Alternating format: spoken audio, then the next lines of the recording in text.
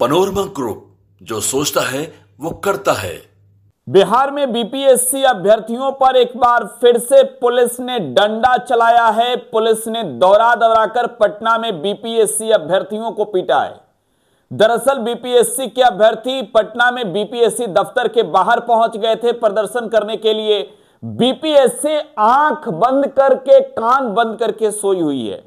छात्र बंद आंख और कान को खोलवाने के लिए वहां पर धरना देने गए थे, प्रदर्शन कर रहे थे, शिक्षा सत्याग्रह कर रहे हैं। लेकिन पटना की पुलिस ने दौरा दौरा कर पीटा है बीपीएससी के छात्रों को। अब एक सवाल यह है कि बिहार के इन छात्रों को पिटवा कौन रहा है?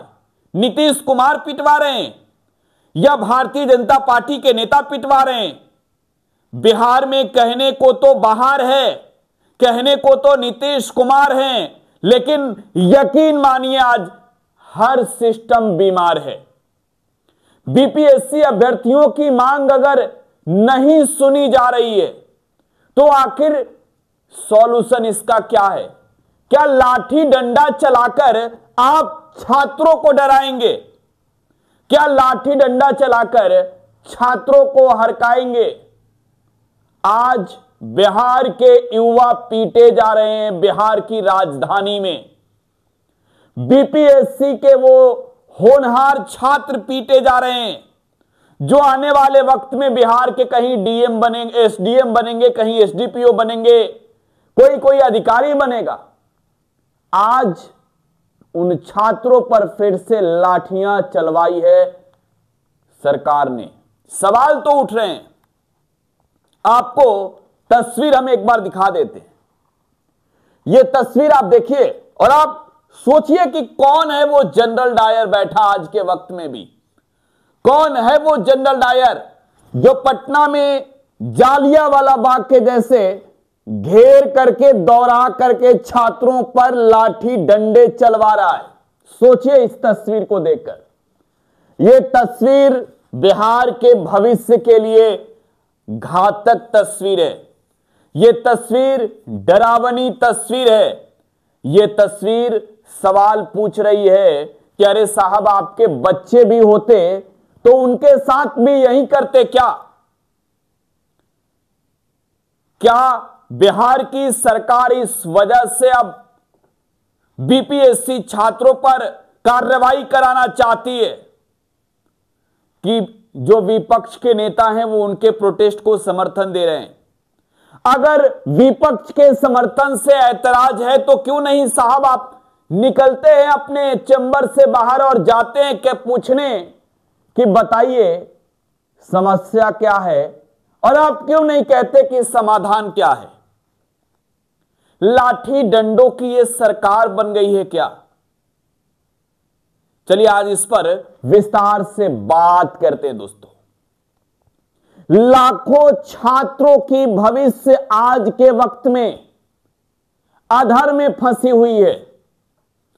ये बिहार के होनहार छात्र इस सर्द के दिनों में भी पटना में धरना पर बैठे हैं।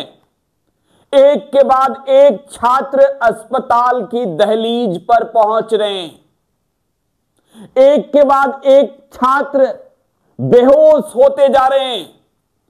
लेकिन ऐसा लग रहा है कि बीपीएससी और सरकार आज के वक्त में बहरी, गूंगी, अंधी हो गई है।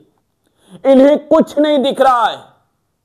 पटना में तो एक छात्र ने आत्महत्या कर लिया, बीपीएससी के छात्र ने।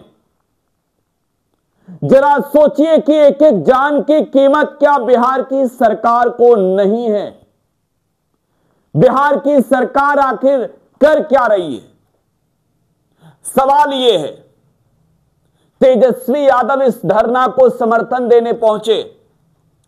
तेजस्वी यादव ने प्रदर्शन स्थल पर जाकर छात्रों से बातचीत की और ऐलान किया कि उनके साथ खड़े हैं। आज क्यों नहीं तेजस्वी छात्र पर जब लाठी चल रही है तो सड़क पर उतरकर लाठी खा रहे हैं? अब पप्पू यादव का एक बड़ा स्टेटमेंट आ गया इस पर। पप्पू यादव तो पूरी रात धरने पर बैठे रहे छात्रों के समर्थन में, पूरे दिन बैठे रहे और पप्पू यादव ने अब ऐलान कर दिया है कि बीपीएससी अगर नहीं मानी तो 1 जनवरी को जब नववर्ष में पूरा देश प्रवेश करेगा तो बिहार में चक्का जाम करेंगे, पूरे बिहार को बंद करेंगे। सियासत भी होनी चाहिए, लेकिन बात भी तो हो। आज सरकार क्यों नहीं बात कर रही है? डरी क्यों है? इन लाखों युवाओं के भविष्य को अधर में फंसाकर सरकार चाहती क्या है? बीपीएससी का एक जवाब आया है, जरा इस जवाब को आपको पढ़ के सुना देते हैं। प्रेस रिलीज आपके सामने हम दिखा भी रहे हैं।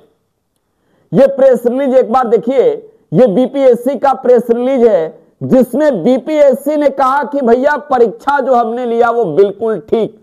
जब ठीक तो फिर बीपीएससी इसी लेटर में इस बात को स्वीकारती है कि एक जगह थोड़ी सी गलती हुई और वहां पर हमने परीक्षा रद्द कर दिया है।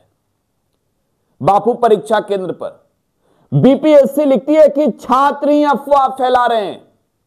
बीपीएससी इस बात को स्वीकारती भी है कि एक परीक्षा केंद्र पर अनियमितता बरती गई जिसकी री एग्जाम होगी, लेकिन बीपीएससी आगे ये कह रही है कि हम झुकने वाले नहीं हैं, हम सुनने वाले नहीं हैं। बीपीएससी ये कह रही है कि परीक्षा हम दोबारा सिर्फ एक केंद्र का लेंगे। छात्र कह रहे हैं कि पूरे बिहार का लेना होगा। और बीपीएससी के छात्र जो हैं पीटे जा रहे हैं पटना में, पुलिस पीट रही है दौरा दौरा कर। और यकीन मानिए बिहार की सरकार को इसका हिसाब चुकाना पड़ेगा। बिहार की सरकार को ना सिर्फ जवाब देना होगा बल्कि हिसाब भी चुकाना होगा। ये लाखों की संख्या में 3 लाख से अधिक छात्र तो इसी परीक्षा में थे, जिनकी भविष्य अधर में फंसी हुई है। सरकार अधर में पड़ जाएगी। अपनी प्रतिक्रिया कमेंट बॉक्स में छोड़ जाइएगा। धन्यवाद।